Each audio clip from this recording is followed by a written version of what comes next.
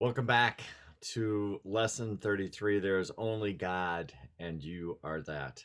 What more needs to be said? It's just like, boom, there it is.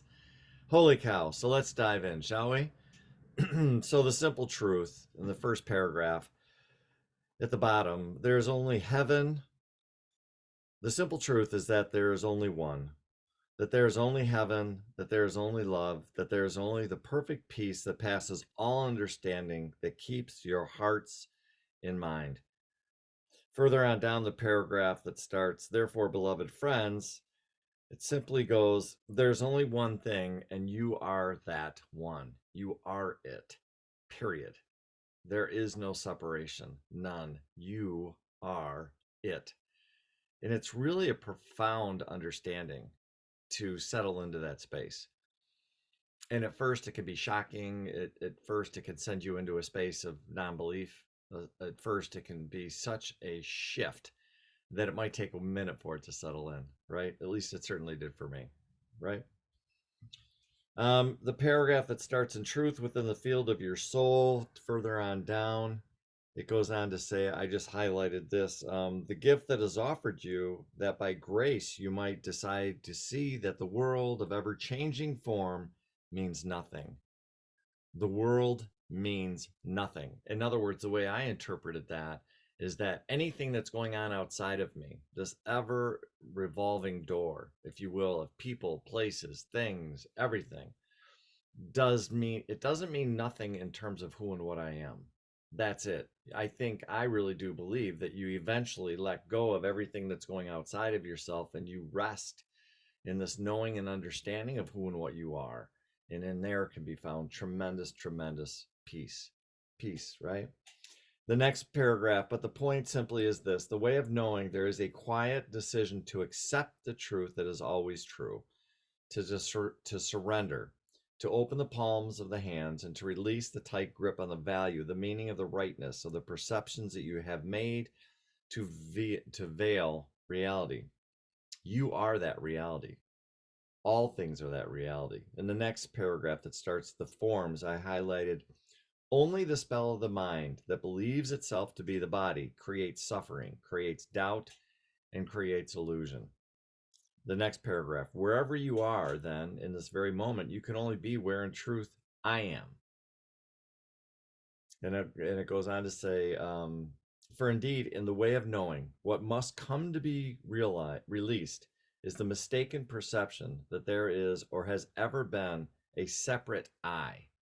There's never been a separation that is localized where the body mind is. In other words, really what it's saying is we have a tendency to think we're just this body and we're just this localized thing called Mike or Mary or Bob or Sam, when in truth, we actually are much more than that. We're more like a collective, is really what it's talking about there. The next paragraph, to release this illusion is to see that all things are simply one thing. All things are one. We are all one. A couple of highlights. The following paragraph, because an enlightened mind no longer sees the veil of the false I standing between itself as a filter and its recognition of its union with the its identity with all things that are just simply pass away. Such a mind looks out upon a transfigured world, a world in which the veil has been lifted. And then finally, the mind sees only itself. It no longer sees any separation. And then it goes on to say in that paragraph that it had been judging through fear, it had been judging through self doubt. And those very things of themselves are perfect, and that they are indeed the kingdom of heaven. The following paragraph that starts, this is why the distance between where you are and where I am indeed is a distance that cannot be measured, for in reality, there is no gap. So Yeshua is basically saying there's no gap between you and I, zero. Absolutely none. In reality, separation does not exist. The next paragraph, the very life that you've been living is absolutely perfect. The life that you are living now is absolutely perfect. The life that you've been living is the life of awareness, of consciousness, of perfect freedom to create whatever perception you choose to hold. And I think that's a really powerful statement, because as easily as we can fall into false perceptions about who and what we are, we can also make a decision to change our perceptions. So you have the freedom to choose whatever perception that you want. So if you want to choose separation, you can choose separation. If you want to choose oneness, you can choose oneness, right? So you are able to choose, you have the free will to choose and experience as a result of those choices whatever you choose to be your perceptions. The paragraph, a mind so awakened looks out and sees there are no problems. Such a mind looks out upon the world and sees no reason to change it. For it is now looking at the world that has already been healed, already been transfigured, already through alchemical fires, been purified and made whole again. So your perceptions completely change. You don't think there's anything wrong. You don't judge things. You look at the perfection of everything that is unfolding in front of you, and you don't resist them. And again, I think this is where the practice comes in. Where am I resisting? Where am I resisting? Where am I resisting, right? The next paragraph, fear then has no power over you. Death has no power over you. You abide in only the place ever created for you, which is peace and love and harmony and oneness, right? Further on down, a couple of paragraphs yet, they are reality itself. In that paragraph, I highlighted is merely seen to arise and pass away in the vast experience of your true self, the self that is shared by all beings in all dimensions always. So, in other words, your oneness, right? The next paragraph that starts with, it was this understanding that allowed me to simply choose to give myself over to what was called the crucifixion. An enlightened consciousness knows that loss is impossible. An enlightened consciousness knows that gain is also impossible. Yet an enlightened consciousness resting in the certainty of perfect knowing merely abides in reality. That's taken to the extreme. Yeshua was totally willing and understood that there was no loss. So while we, from a human consciousness, an egoic consciousness, looks at his death on the cross as tremendous loss, he didn't. And to him, that was the ultimate test. If I can go through this, then we got it. And that's what he chose to be his last statement in a physical incarnation. The next paragraph, this means there's no resistance to the coming and the going of the body. None. And that is, it's not easy for us being in this third dimensional reality going, wait a minute, it's my body though, for God's sakes. And Yeshua's going like, there's no resistance. Doesn't matter. There's no resistance to the displays of energies that make up what you call your world. Governments rise and fall. New cars come and go. Again, all this stuff is swirling around us, and yet inside we are one. The next paragraph, an enlightened mind, whether it's experiencing sadness, joy, anger, guilt, hurt, ecstasy, lovemaking, a piece of fruit, or cold, whatever, allows all of these things without resistance to be exactly what they are. No resistance. A couple of paragraphs down, as we near the end of the study of the way of knowing, the sentence that says, there is only reality, the reality I have called God. The one is one with me. I am that one. That one is with you, and you are that one. There's no separation. Repeat it over and over and over again in this chapter. In the next paragraph, in the end, then what seems to be radical to the world caught in the spell of the mind self. I just highlighted this. There's only God. There can only be God. You are that one. For in the end, even the creative teaching device of God and child, creator and created beings, slips away as duality becomes a one. So, often we'll call ourselves a child of God. That's gone. There is no child of God. You are it, right? All things that arise and pass away are perfectly okay. All opportunities to experience awareness of love, presence are okay. Everything's okay. Everything's okay. Everything's okay. Right? So in the end, the next paragraph, I highlighted, it is rather to see all such experience as transitory. A moment of ecstasy or a moment of sadness is one and the same for the enlightened mind. The next paragraph, and when nothing is any longer unacceptable to you, in the field of what seems to be your own unique particular experience, you will know that you are home. Things arise and pass away, and you remain. You're there. There's no judgment. There's no resistance. It comes, it goes. It comes, it goes. It comes, it goes. And then very at the very end of this section, the paragraph that starts with the second from last paragraph. Understand well that I, as Yeshua ben Joseph, am but the appearance of God in a particular form, so you could come closer to the truth of your nature without recoiling in fear. It is indeed said in the Bible that no man looks upon the face of God and lives. That statement means simply that the mind is not yet enlightened, therefore, living in fear, living in the perception of itself being separate from God, cannot look upon the face of God, the reality, and live. It really wasn't a fearful statement. It just said that for when the mind looks and beholds, there's only God and I am that one, the false self has died indeed. So any part of you, you can call it whatever you want, but any part of you that believes in the separation dies at that point in time. Some may call it ego, some may call it something else. But the bottom line is a part of you, that's why it can't look upon the face of death, because something, a part of you, the part of you that believes in separation, will die. The next section, the decision that closes the gap. And I love this section because it talks about this idea that which closes the gap, though it may be said to you in many forms, is the decision to give up seeking and acknowledge that you have found, right? So there's this acknowledgement that you have awoken. Awoken? I think that's a word. You're awake, right? And so there's no more, you let go of this illusion. You let go of the separation. You let go of, and it continues on to say, there's no more seeking. So the final gap, then, indeed, this final step is taken by me, and that final step taken by me is the final step taken by you. That final step into the fullness of enlightenment can only be God recognizing that only God is. That's it. And you are that one. And I love in the next paragraph, he talks about the very last sentence. It's the eye of God is seeing God. The eye of God is seeing God.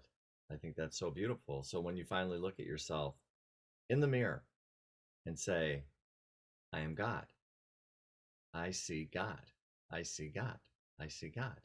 And there's no arrogance in that. There's no anything in that. It's just an acknowledgement.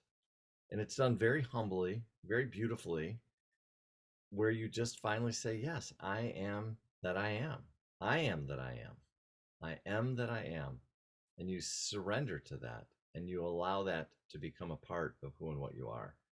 And then you walk forward in the world with that understanding. And then my experience has been we can sink into it and feel it for a while, and then we come out of it for a while, and then we go back into it for a while, and then we pull away from it, and it's this beautiful dance, right? But I think what happens for me personally is I let go of the judgments when I pull out of it for a while, whereas you can't figure this out, and now all the ego, the shame, the blame, the guilt, and the judgment for not being able to sustain it 24/7 is gone. In other words, I'm okay with this idea that I can come in and out of it. Like it doesn't always have to be quote unquote on for me, which is an illusion in and of itself, right? But it's truthfully the ability to stand in it and accept both the highs and the lows, all of it, without judging yourself, without believing in separation, without believe that you're not awakened. All of those things. Further on down the paragraph, that is, you can be perfectly enlightened now by simply seeing the truth that the thought that you've held of yourself has never been true. Yeah, it's never ever been true. Further on down in the section, fear not, beloved friends, fear not the coming and the going of the life of the body of the mind. In that paragraph, dare to begin to see that you are God, perceiving, looking out upon God's creation, and God's creation is only God. You know, it's early in the book we went there with this idea of looking out upon everything and just acknowledging the perfection in all of it, right? And this is just taking it to the next extreme. This next section, realizing all power in heaven and earth resides in with you, is an extremely powerful Powerful section. Starts off, there can only be God. You are God's dream. You are God's creation. You are God's child. In a sense, you are God shaping herself into a temporary expression of herself. And for what purpose? To simply extend creation. You are that one. All power in heaven and earth resides within you. I mean, just walking around telling yourself that all day long and feeling what that feels like. All power in heaven and earth resides within you. Why? Because of who and what you are. And I love the next paragraph where he goes on to explain how I appear to be your brother and friend because you've believed that you needed someone to be your brother and friend who will let you know that you're safe so that you can give yourself permission to nod your head yes and to say, I can accept that now. Thank you for being here, Yeshua. Yet in truth, you are God merely playing out the field of relationship, the quality of experience that seems to require an elder brother who has gone through quite a change and now has a voice of authority.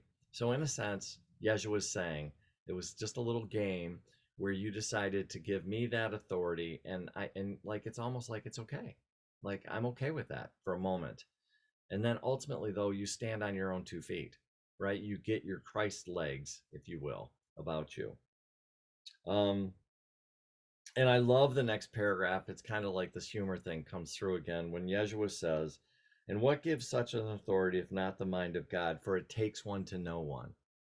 And I hope you realize that. I hope that one little tiny sentence could potentially change everything for you in your own journey. To understand that what has drawn you to this work is because something inside of you recognizes what was inside of Yeshua. And it could not have happened if it wasn't inside of you. And I really hope you realize that. Like it's an incredible, incredible statement. And when you fully understand and grasp that, it's like, oh my God, like the reason I can see this is because it's inside of me. Yes, the reason you can see it is because it's inside of you. Further on down in the section, when you look lovingly upon anyone, you are God, right here, right now, with not one thing that must be done to earn it, to shape it, or to get it. Not one thing. And I love what he says in the next paragraph of the section that starts with, this is why no form or technique brings the Son to the Father, that no prayer or supplication brings the Son to the Father or the Mother, but only the release of the illusion that there is separation. Doesn't matter what the prayer is, you've got to let go of the illusion that you are separate, right?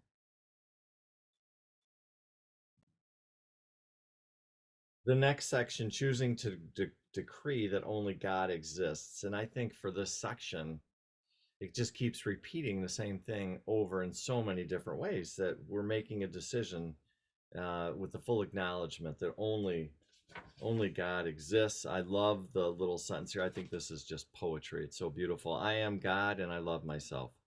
I'm the one abiding as a leaf that falls from the tree. I am indeed that one that shudders against the cold of a winter storm. I am indeed the one that is the warmth of the sunlight that comes to the caress of the flower. I am the flower that receives the sunlight. I am this body, mind arising and passing away. I am the quality of awareness that I choose now. Just beautiful. Further on down, a couple of different paragraphs. Beloved friends, look around you. This means the world is not outside of you at all. It is you. You are playing a game. You are playing a game. And well, of course, the next paragraph says, you are God making up the game. This next paragraph, which I think is just so special and so precious, there's never been a separate I where you are. There's only been me showing up as you. You are perfect and whole. You are innocent. You've never failed. You've never sinned. How could these things be that I have spoken to you time and time again as Yeshua ben Joseph, unless you are already whole? And wholeness is God. You are it. And then I think this sentence should be put on a 3x5 card and written everywhere to remind you, you are the destination that you are seeking. Oh, let that sink in. Feel that. You are the destination that you are seeking, right? It's all there. It's all here in this moment. The next paragraph that starts in the beginning of the mind, it says the first step in the awakening process is to hear the word. You will hear the word when you decide as God to have the experience of being a being awakening to the truth. I'm awakening. I'm awake, right? Love that.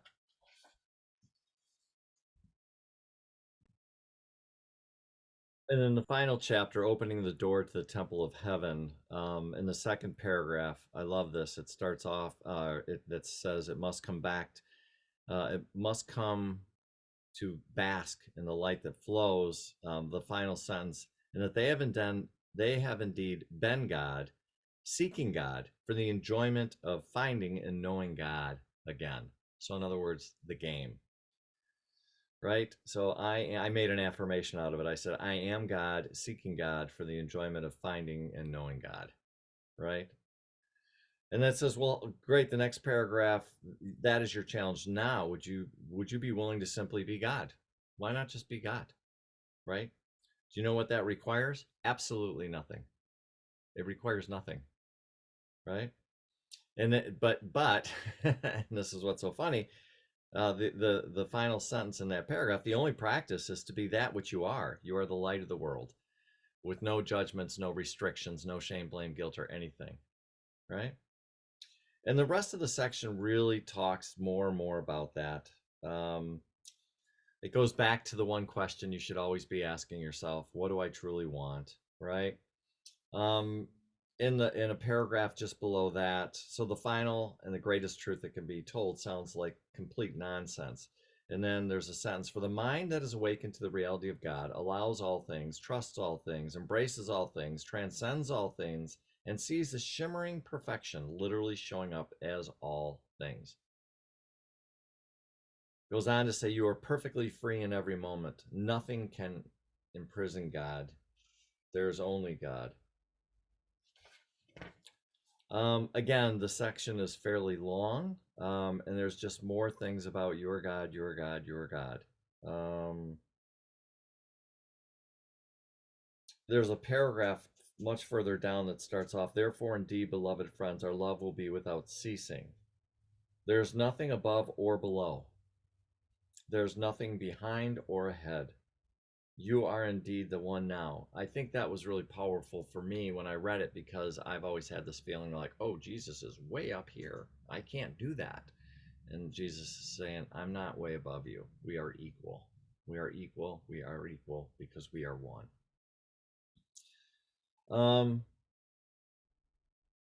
I love this paragraph that starts, the only question left then is, what do you want to play with? What do you want to play with, knowers of God or knowers of fear? And then in close to the final paragraph, therefore, beloved friends, review well what has been shared with you in this lesson, because the cat is out of the bag. For Yeshua ben Joseph has been a disguise chosen of me to present myself to you because you have required it. Well, what if you didn't require it anymore? What if you could let Jesus be Jesus and you be you, right? And so there it is. So I hope you enjoyed the section. Next time, we'll be going over lesson 34. You are here to extend the love of God into creation. God bless. Have a great day. We'll see you next time. Take care.